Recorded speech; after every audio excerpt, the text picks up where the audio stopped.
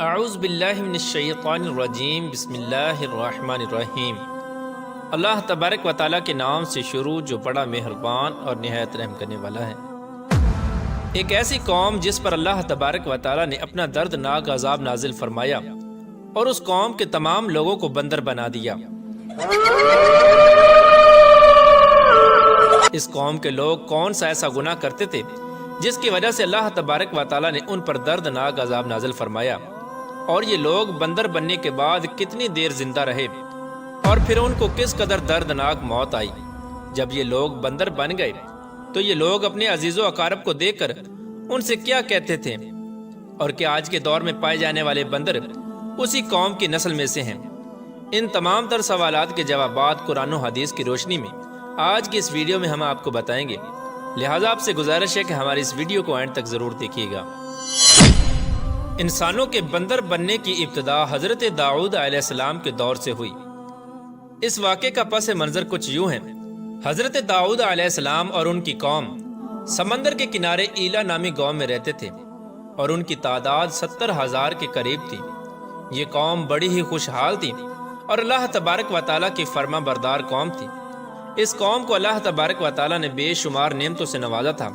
ہر طرف سرسبز و شاداب باغات اور ہر طرف ہریالی ہی ہریالی تھی، اور اللہ تبارک و تعالیٰ کی بے پناہ کرم نوازی تھی۔ یہ لوگ اپنی اس زندگی میں بہت ہی خوش تھے۔ حضرت داؤد علیہ السلام کی قوم چونکہ سمندر کے کنارے رہتی تھی تو اللہ تبارک و تعالیٰ کا ان پر یہ خاص کرم تھا کہ سمندر کے اس کنارے پر بے پناہ مچھلیاں آتی تھیں جن کا یہ لوگ کاروبار کرتے تھے اور بہت ہی خوشحالی والی زندگی گزارتے تھے۔ جب یہ قوم اللہ تبارک و تعالیٰ کی نعمتوں کی وجہ سے خوشحال ہو گئی تو اللہ تبارک و تعالیٰ کی نافرمانی پر اتر آئی اور طرح طرح کے گناہوں کے اندر مبتلا ہو گئی۔ اور پھر ایک دن اللہ تبارک و تعالیٰ نے اس قوم کا امتحان لینے کا ارادہ کیا اور حضرت داؤد علیہ السلام کو وحی بھیجی کہ اپنی قوم سے کہہ دیں کہ وہ سنیچر کے دن یعنی ہفتے والے دن مچھلی کا شکار کرنا بند کر دیں۔ اس طرح اللہ تبارک و تعالیٰ نے حضرت داؤد علیہ السلام کی قوم پر ہفتے والے دن مچھلیوں کا شکار حرام فرما دیا، اور پھر یہاں سے اس قوم کی بربادی شروع ہو گئی۔ حضرت داؤد علیہ السلام نے اپنی قوم کو بتایا کہ اللہ تبارک و تعالیٰ نے ہفتے والے دن مچھلیوں کے شکار کو حرام قرار دے دیا ہے، تو وہ لوگ بہت ہی زیادہ پریشان ہو گئے اور ساری قوم سر جوڑ کر بیٹھ گئی، کیونکہ ہفتے کا دن ہی وہ دن تھا جس میں مچھلیاں وافر مقدار میں آتی تھیں اور خود بخود کنارے پر آ جاتی تھیں، اور باقی دن ایسے تھے کہ بہت کم اور نہ ہونے کے برابر مچھلیاں پکڑی جاتی تھیں۔ اس قوم کا گزر بسر چونکہ مچھلیوں کے شکار پر تھا، اس وجہ سے اللہ تبارک و تعالیٰ کا یہ حکم سن کر یہ قوم پریشان ہو گئی۔ یہ نہیں جانتے تھے کہ اللہ تبارک و تعالیٰ کی طرف سے یہ ایک آزمائش ہے۔ پھر ایک دن شیطان نے ان کو وسوسہ ڈالا کہ سمندر سے نالیاں نکال کر خشکی میں بڑے بڑے حوض بنا لیے جائیں۔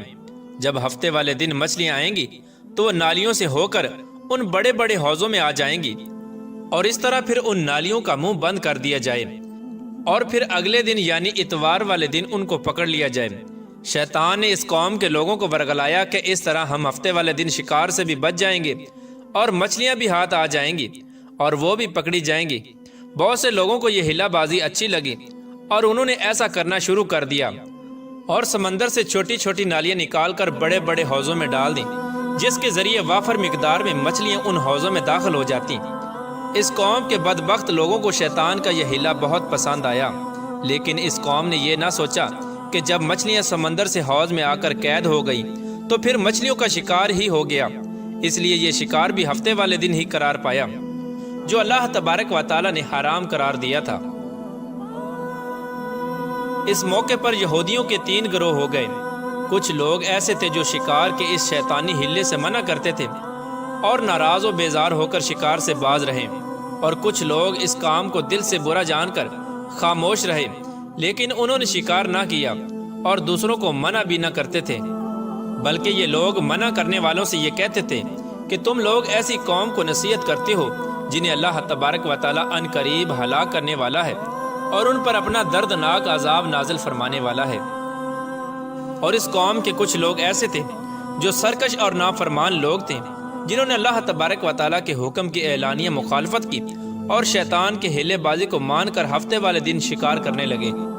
یہ لوگ اللہ تبارک و تعالیٰ کے حکم کی کھلا مکھلا مخالفت کرتے اور ہفتے والے دن مچھلیوں کا شکار کر کے ان کو کھایا کرتے اور بیچا کرتے۔ پیارے دوستو، حضرت داؤد علیہ السلام کی قوم کے 1200 ایسے نافرمان افراد تھے جو منع کرنے کے باوجود بھی ہفتے کو ان نالیوں کے ذریعے شکار کرتے رہے۔ حضرت داؤد علیہ السلام نے ان 1200 نافرمانوں کو اللہ تبارک و تعالیٰ کے عذاب سے ڈرایا کہ وہ اللہ تبارک و تعالیٰ کی اس نافرمانی سے باز آ جائیں، لیکن وہ لوگ باز نہ آئے اور کھلے عام شکار کرنے لگے۔ چنانچہ وہ لوگ جو اس بات کو برا جانتے تھے، ان لوگوں نے اپنے اور ان نافرمانوں کے درمیان ایک دیوار کھڑی کر دی، جس کی ایک طرف وہ 1200 نافرمان رہتے تھے اور دوسری طرف وہ لوگ تھے جو شکار سے باز رہے۔ حضرت داؤد علیہ السلام نے اپنی اس قوم کے نافرمانوں کو بارہا سمجھایا، لیکن یہ لوگ اپنی نافرمانی سے باز نہ آئے اور اسی طرح اللہ تبارک و تعالیٰ کی نافرمانی کرتے رہے اور شکار کرتے رہے۔ پھر ایک دن حضرت داؤد علیہ السلام نے غضبناک ہو کر شکار کرنے والوں پر لعنت فرما دی۔ اس کا اثر یہ ہوا کہ ایک دن خطا کاروں میں سے کوئی بھی اپنے گھر سے باہر نہ نکلا۔ یہ منظر دیکھ کر کچھ لوگ ان کی دیواروں پر چڑھ گئے تاکہ معلوم ہو سکے کہ وہ لوگ کس حال میں ہیں۔ جب ان لوگوں نے ان نافرمانوں کو دیکھا تو وہ سب کے سب بندر کی صورت میں مسخ ہو چکے تھے۔ اللہ تبارک و تعالیٰ نے ان کی نافرمانی کی وجہ سے ان پر اپنا دردناک عذاب نازل فرمایا اور ان کو انسانوں سے بندر بنا دیا۔ جب لوگ ان مجرموں کا دروازہ کھول کر ان کے گھر میں داخل ہوئے تو وہ بندر اپنے رشتہ داروں کو پہچانتے تھے اور ان کے پاس آ کر ان کے کپڑوں کو سونگھتے تھے اور زاروں کی طرح روتے تھے، لیکن وہ کچھ بول نہ سکتے تھے۔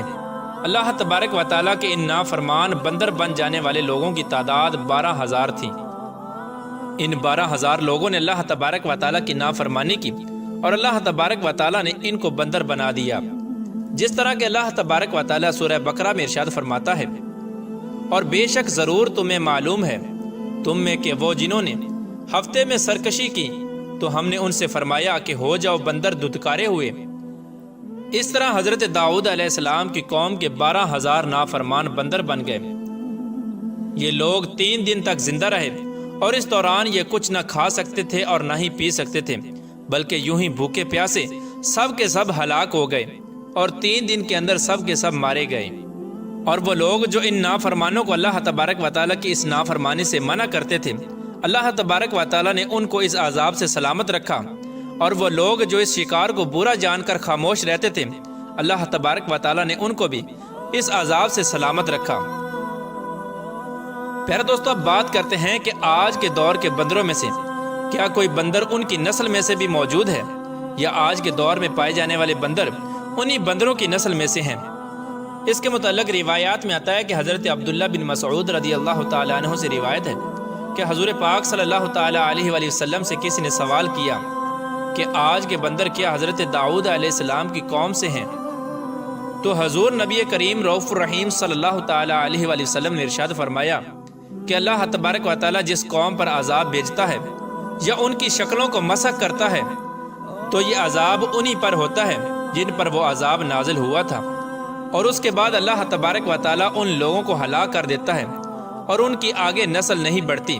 اس لیے یہ بات غلط ہے کہ کچھ لوگ یہ سوچتے ہیں کہ آج کے بندروں میں بھی حضرت داؤد علیہ السلام کی قوم کے بندر بننے والوں کی نسل موجود ہے۔